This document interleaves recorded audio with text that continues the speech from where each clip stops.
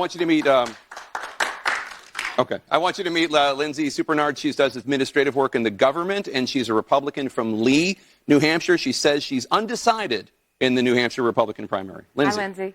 Hi. As a Christian, assisting those in need is a priority.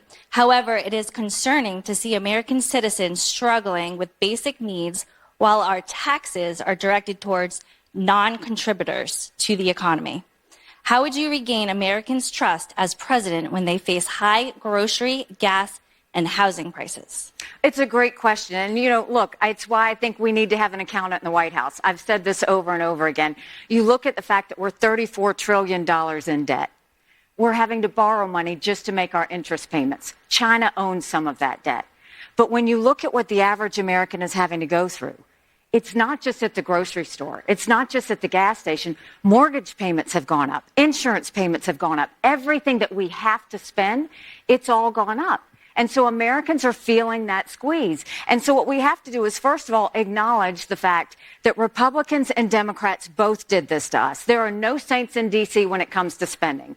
And so what we have to make sure we do is we stop the spending, stop the borrowing, eliminate the pet projects and earmarks that they open back up, and I'll veto any spending bill that doesn't take us back to pre-COVID levels.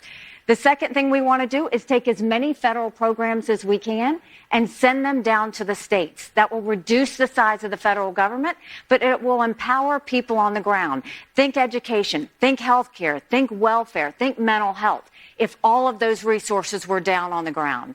And then we want to open up the middle class. We want to make sure we eliminate the federal gas and diesel tax in this country. Let's cut taxes on the middle class and simplify the brackets.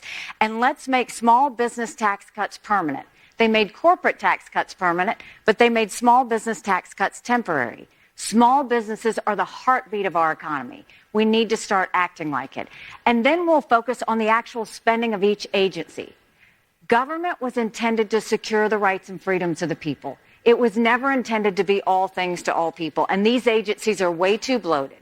What I will tell you is Americans are tired of working for government.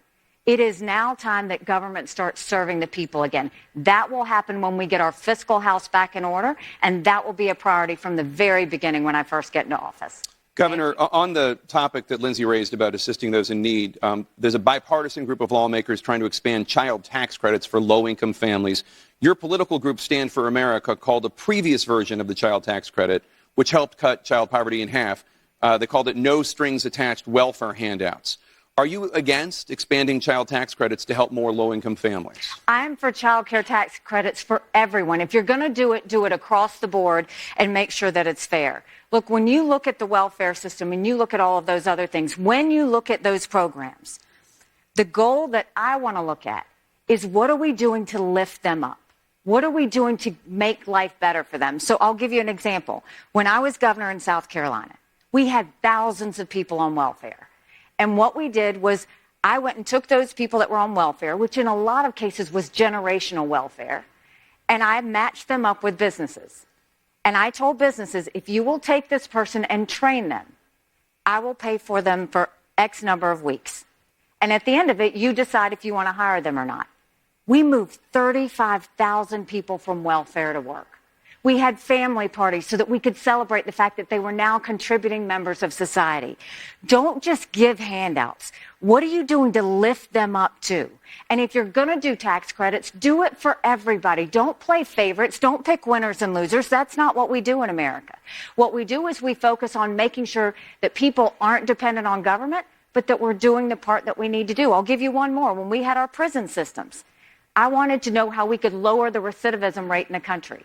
We reformed the entire prison system to make sure we were doing quality classes when they were in prison. Now in South Carolina, we also put equipment behind the fence so that they learned a skill. Now in South Carolina, when someone leaves the fence, they've got a job to go to the next day. We have the lowest recidivism rate in the country. When you lift up the least of these, that's when you're doing sustainable progress. When you just throw out a tax credit and say, we're going to give it to these people or give it to these people, that's not sustaining anything. That's actually harming them. Instead, let's do the harder work and say, what can we do to get them into a better situation?